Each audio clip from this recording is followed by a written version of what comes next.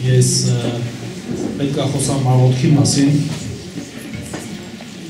բայց առաջի հայացքից գուցե իմ խոսքերն այնքան էլ նման չլինի աղոթքին, բայց հիմա բացատրեմ խի իմ համար աղոթքը ընդհանուր մեծ կամ կոնցեպտուալ կամ ծառի նման մի մեծ բան է, որ ունի շատ արմատներ ու շատ թելեր, ունի իրան ինքը շատ թելերից է սնվում, կարելի ասել, կամ շատ մանր ճյուղեր ունի։ Այսօր խոսալու եմ այդ ճյուղերից մեկի մասին, որովհետև աղոթքը այնքան բան կա ասելու, որ 2000 տարի խոսվում է ու հələ դրանից ավել է խոսվի։ Ամեն դեպքում Մատթեոս ավետարան 18-րդ գլխի 20-րդ համարում ասում է, որտեղ 2 կամ 3 հոգի հավաքվեն իմ անունով, ես հուսով եմ, որ ստեղ բոլորս էլ իր անունով ենք հավաքված, կամ ինչ է նշանակում հավաքված լինել իմ անունով։ Ես հասկանում եմ սենց, որ ձեր հավաքվելու առիթը լինեմ ես, որովհետև առիթներ շատ կարան լինեն, մեկի ծնունդն է, ինչ-որ մի հատ առիթ է, շատ լավ նշելու, բայց հստակ, որ առիթը ես լինեմ, նպատակը կամ առանցքը ես լինեմ։ Եթե սենց լինի, ուրեմն ես այստեղ եմ, այնտեղ եմ նրանց մեջ, ու համաձայն Աստծո խոսքի, եթե մենք հավատում ենք այս խոսքին, ուրեմն Աստված հիմա ստեղ է։ Ամեն։ Իմ կյանքում շատ է եղել, որ Աստված ամեն աղոթքի չի պատասխանել ու փառք Աստծո դրա համար միգուցե, բայց եղել են բաներ, որ համարձակությունս չի հերիք է աղոթեմ, ռիսկ չեմ արել, խնդրեմ, բայց Աստված տվել է։ Կամ դենց մարդիկ ստեղ էլի։ Եղել են, որ դուք չեք խնդրում, բայց ստացել եք, օրհնյալներ եք մարդիկ, փառք Աստծո։ Այո, մեր Աստված այս տեսակ Աստված է։ Նպատակը ինքը գիտի, մենք ինչի համար ենք ուզում, խի ենք ուզում, բայց որպեսզի իմ խոսքը արդեն ավելի կարողանամ կառուցեմ, վերնագրել եմ սենց, ամբողջովին հանձնված։ Ու ուզում եմ սկսեմ մի քանի հերոսների կյանքի կնայենք, որ իրանց ավելին տրվավ, քան որ իրանք խնդրել էին, որովհետև մենք մենակ չենք ստեղ, Աստված իր մարդկանց հետ էլ էս նույն բանը արեց ու Աստծո գործի մեջ հետաքրքիր մի հատ ձեռագիր է երևում, որ ստեղ եւ հումոր կա, եւ մյուսներին Աստված մատ անելու, եթե շախմատի լեզվով խոսանք, մատ անելու սովորություն ասեմ, թե ձեռագիր ունի, որ երբեմն սենց բան անում, որ մենք ուղղակի խոսքեր չենք ունենում ասելու։ Ծննդոց 15-րդ գլխում Աբրահամին Աստված եկավ, երբ որ Աբրահամը 75 տարեկան էր, եկավ ասեց Աբրահամ, քեզ սերունդ եմ տալու։ Աբրահամը դժվար էր հավատալը, ինչի համար Աբրահամի հավատալը կոչվեց հավատք, որովհետև այս տարիքում երեխա ունենալը արդեն շատ մեծ հավատք էր պետք սրան հավատալու համար, այսի մեծ ռիսկի բան էր, բայց Աբրահամը հավատաց, Աստված ասեց ապրես Աբրահամ ջան, Աբրահամը չգիտեր, որ երեխա ունենալու է 100 տարեկանում։ Հələ Սարան էլ, երբ որ մի տարի առաջ էլ հրեշտակներ եկան ասեցին, Սարան ասեց, մեր լեզվով եթե ասենք, մեռածից մեռելից երեխա կծնվի, արդեն ինչ կա, ասախ ժամանակն անցել է, բայց Աստված ավելին ունի։ Աստված ավելին էր պատրաստ է Աբրահամի համար, որովհետև Ծննդոց 25-րդ գլխի մեջ, երբ որ Աբրահամի կյանքը մենք կարդում ենք, ժամանակի առումով չեմ ուզում կարդամ, բայց կարող եք ուսումնասիրել, 25-րդ գլխի մեջ, երբ որ Սարան արդեն մահացել էր եւ Իսահակն էլ ամուսնացավ, Աստծո խոսքն ասում է, որ Աբրահամը ամուսնացավ նորից ու 5 տղա ունեցավ։ 5։ 6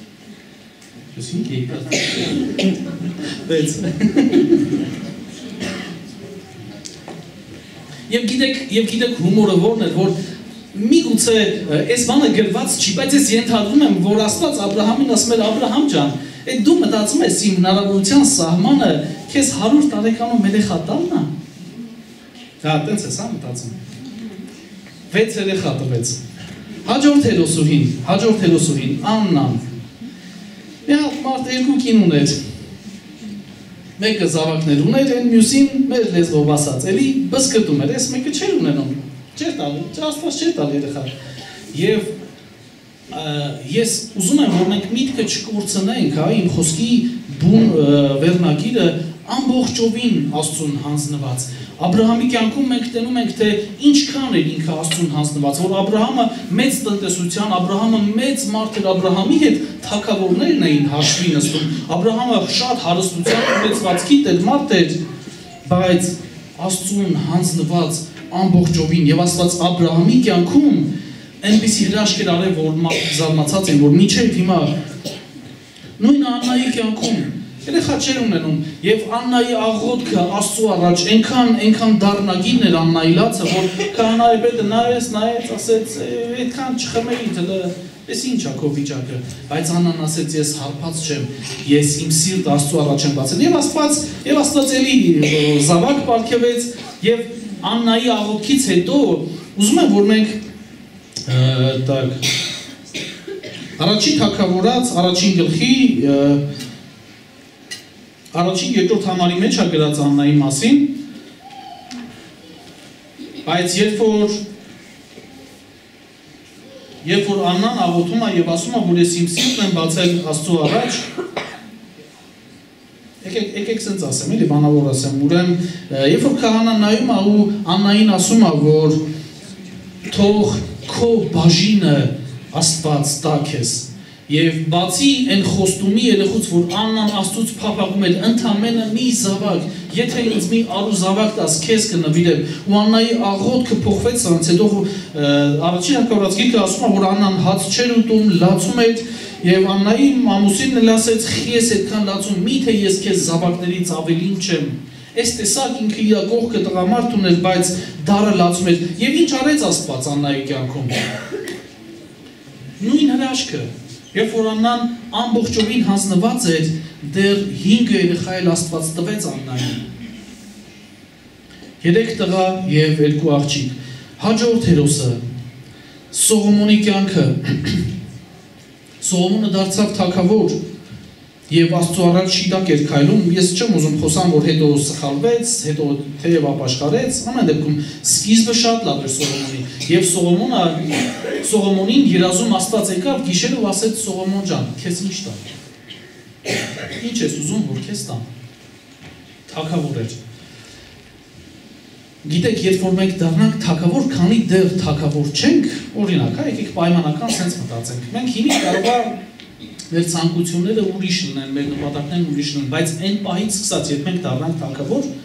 մենք կհասկանանք, որ ամենակարևորը մեր ազգի հզորը լինելն է, հարուստը լինելն է, խաղաղը լինելն է, համաձայն եք, չէ՞։ Բայց Աստված եկավ ու Սողոմոնին հարցրեց, ինչ տամ քեզ Սողոմոն, ինչ ես ուզում, ինչ տամ քեզ, եւ Սողոմոնը մի բան ուզեց, իմաստություն եւ գիտություն, որ քո ժողովրդին առաջնորդեմ։ Ուղղակի իմանամ ինչ անեմ, իմ անելիքն ինձ ասա, ես չեմ ուզում հաղթանակներ, հարստություն, շատ ժողովուրդ, հզորություն, չգիտեմ, ուրիշ բաներ չասեց, ընդամենը Տեր, ոնց առաջնորդեմ քո ժողովրդին։ Եվ գիտեք, Աստծո սրտով էր Սողոմոնի ուզածը, որովհետև Սողոմոնը ամբողջովին հանձնված էր։ Աստծո դուրը եկավ, թե Սողոմոնն ինչ ասեց։ Մենք բոլորս ծնող ունենք, մենք գիտենք մեր ծնողների հայացքը, չէ՞, երբ որ մենք տանն ենք ու մի բան մենք անում ենք, որ գիտենք մեր ծնողի սրտով չի, բայց մենք մի հատ հայացքից հասկանում ենք, թե մեր ծնողը ինչ ասում ասի, որ բարած այնքան էլ սրտովս չի, լավ չես անում։ Կամ այ մարատերից, այ ապրես, հա? Մենք այս տեսակ բաները առանց խոսքի հասկանում ենք եւ որքան առավել մեր երկնավոր հայրը, որ նաեւ այս պահին ստեղ մեր մեջ է։ Ես ուզում եմ, որ իմ խոսքի գլխավոր միտքը նաեւ որ մենք հասկանանք Աստծո հայացքը մեր դժվարությունը կրելու, տանելու ընթացքում մենք որսում ենք կամ հասկանում ենք Աստծո հայացքը, Աստծո սրտով է մեր ուզածը, մեր անցնելու ընթացքը, մեր ռեակցիան այս կամ այն իրավիճակի մարդկանց վերաբերյալ, արդյոք Աստծո սրտով է մենք ամբողջովին ենք հանձնված, թե մի քիչ էլ վշտացնում ենք, մի քիչ կարող Աստված ասի լավ չարեցիր այս մի բանը։ Եվ Սողոմոնի ուզածը Աստծո սրտով էր, Աստված ուրախացավ, եւ Աստված ասեց իմաստություն ես ուզում, լավ բան ուզեցիր Սողոմոն ջան, մենակ իմաստություն գիտես կտամ, ես քեզ այնքան բան կտամ, որ քեզանից առաջ ու քեզանից հետո ոչ մեկի չեմ տա։ Դանիելը Աստծուն ամբողջովին հանձնված մի մարդ,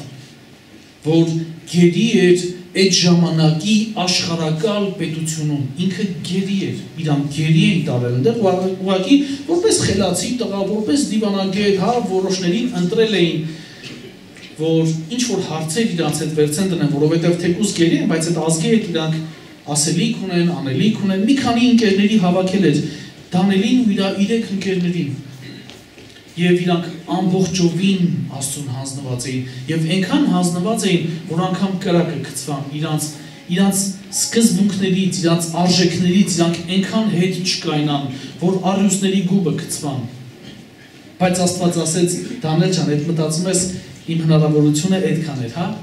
Տես ես ինչ անեմ։ Այդ իմ խաթր քեզ գցել է առյուծների գուբը, հա։ Դարձավ երկրի աշխարհակալ պետության երկրորդ մարդը եւ Աստծուն հետաքրքիր է մենք ուշադրություն դարձնում ենք իր հայացքին, մենք փորձում ենք հասկանանք, հա, այդ կոնտակտը ինչ հարթության, ինչ որակի վրա է, մենք փորձում ենք հասկանանք մեր արածը Տեր քո սրտով է, թե չէ։ Ամբողջովին հանձնված ենք, թե չէ։ Ուզում եմ, որ մենք մեզ քննենք այս հարցում, ամբողջովին ենք հանձնված, որ մեզ հետաքրքիր չի, թե մեր հետ ինչ կլինի, մեզ հետաքրքիր չի, թե մեզ ինչ կասեն, մարդիկ ինչ են մտածում, կամ ես ինչ իրավիճակի մեջ եմ, մեր ռեակցիան, մենք ամբողջովին ենք հանձնված, այստեղից է սկսում մեր ռեակցիան։ Եթե ուզում ես իմանաս քեզ անալիզ անես, քեզ քննես, ինչ չափով ես Աստծուն հանձնված, քո ռեակցիան ստուգի, ինչ վիճակի մեջ է։ Եթե վերականգնելու բան կար, ուզում եմ մի համարել կարդամ, նոր եզրափակեմ, Հովհաննես 10:10 Գողը գալիս է միայն գողանալու, մորթելու և ոչնչացնելու համար, սակայն ես եկա, որին ստեղին թարգմանության մեջ գրածային ոչխարները կյանք ունենան և առատ կյանք, բայց մյուս թարգմանությունն ինձ ավելի հոգեհարազատ է, որ ասում է, որ իմ զավակները կյանք ունենան և էլ ավելին, Աստված մեր համար էլ ավելին ունի, Աստված երբեմն մեզ, ասում դու գիտես ես այդքան եմ կարող անեմ, ու սա սիրո դրսևորում է, ուղղակի Աստված ասում է ես քեզ այնքան եմ սիրում, բաներ կա չեմ տալի, բայց երբեմն ինքը բաներով մեզ պարգևատրում է, առատորեն շնորհում է, ու սա սիրո դրսևորում է, Աստված ուզում ասի ես քեզ ավելին եմ ուզում տա, ուղղակի որոշ բաներ շտկի քո կյանքի մեջ, էսի սիրո դրսևորում է և Աբրահամի Աստվածը, Աննայի, Սողոմոնի ու Դանիելի Աստվածը մեր Աստվածն է,